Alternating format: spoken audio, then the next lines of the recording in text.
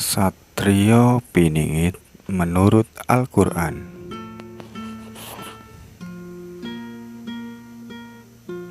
Sebagian besar umat Islam yang ada di Indonesia, terlebih-lebih lagi umat Islam yang di luar negeri, tidak mungkin mempercayai cerita akan munculnya tokoh Satrio Piningit.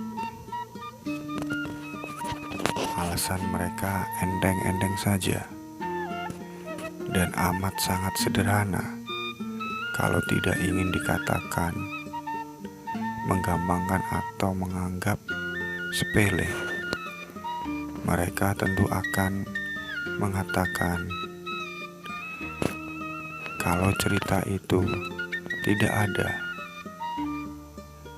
dasarnya, hadisnya, dan tidak ada ayatnya dalam Al-Quran.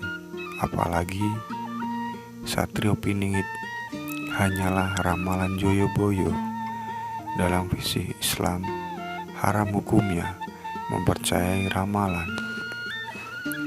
Bagi umat Islam keturunan Jawa, mereka bersikap lebih moderat dan santun karena takut kualat pada leluhur. Mengingat ramalan Joyoboyo ini sudah berusia ratusan tahun dan dipercaya oleh leluhur mereka.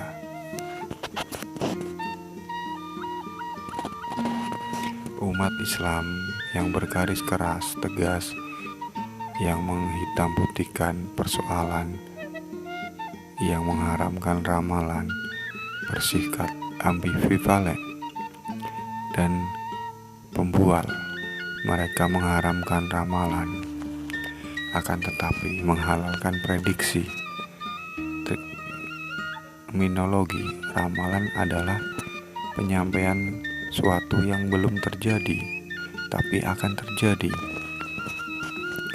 Makna kata prediksi atau perkiraan tidak ada berbedanya dengan ramalan.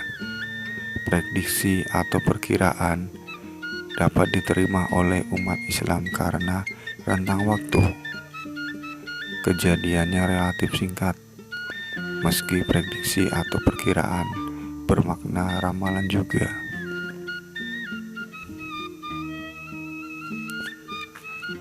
Parameter untuk mengetahui benar tidaknya sebuah ramalan hanya dua. Pertama, rentang waktu yang sangat panjang, antara lain ramalan pertama kali disampaikan dengan waktu kejadiannya. Kedua, jumlah manusia yang percaya apakah semakin bertambah atau berkurang, yang pada akhirnya punah, habis ditelan bumi. Kedua, parameter di atas dipenuhi oleh ramalan Joyoboyo, waktunya yang panjang dan orang yang percaya semakin bertambah dan tidak terbatas di Pulau Jawa saja. Beda halnya dengan penganut kepercayaan.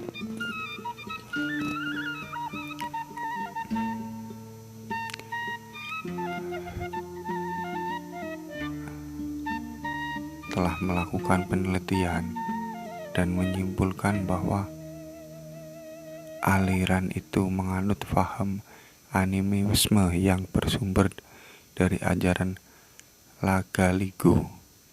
Mereka menunggu munculnya seorang tokoh yang bernama Sawer Gading atau putra Lagaligo. Untuk yang kedua kalinya, pemimpin spiritual mereka disebut Uwak. Semua pengikut tunduk pada perkataan Uwaknya. Aliran ini juga meramalkan dan meyakini akan muncul seorang tokoh penyelamat. Kepercayaan ini sudah berusia ribuan tahun lebih dan pengikutnya sekarang tinggal beberapa ratus kepala keluarga saja karena parameter kedua tidak terpenuhi, maka kami kesampingkan ramalan mereka tidak memenuhi syarat untuk bisa dijadikan rujukan dalam mencari kebenaran sebuah ramalan. Kiamat adalah peristiwa yang belum terjadi, akan tetapi sudah lama dijanjikan. Kiamat pertama kali dijanjikan pada Nabi Nuh alaihi wasallam. Janji kiamat masih berlaku sampai hari ini, dan entah sampai kapan hanya Allah yang tahu, karena Dia yang berjanji. Maka biarlah Tuhan sendiri yang membuktikan janjinya. Janji Tuhan sifatnya pasti. Umat Islam dan Kristen meyakini janji Tuhan karena janji itu terdapat di kitab sucinya, sedangkan Hindu, Buddha, dan Tionghoa Ju bersikap moderat karena janji itu tidak terdapat di dalam kitabnya. Joyo-boyo bukan Tuhan, karena itu kebenaran yang disampaikan menggunakan kata ramalan, sebab hanya kata itu yang pas digunakan untuk membedakan dirinya dengan Tuhan, meskipun apa yang disampaikan sama-sama mengandung nilai kebenaran. Janji Tuhan bersifat pasti dan janji Joyo-boyo bersifat relatif. Untuk membuktikan relatifnya, maka digunakan kata yang tepat, yaitu ramalan.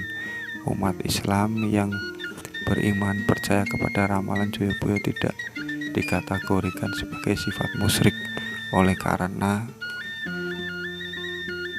adanya kata pembuka ramalan relatif tersebut. Cahyo Nasworo dengan tegas mengatakan percaya kepada ramalan Joyo-boyo. Pernyataan ini berani kami sampaikan dengan tegas setelah kami melakukan perenungan dan mendalam berdimensi spiritual, studi literatur yang berfokus pada kebenaran, peramal-peramal dunia termasuk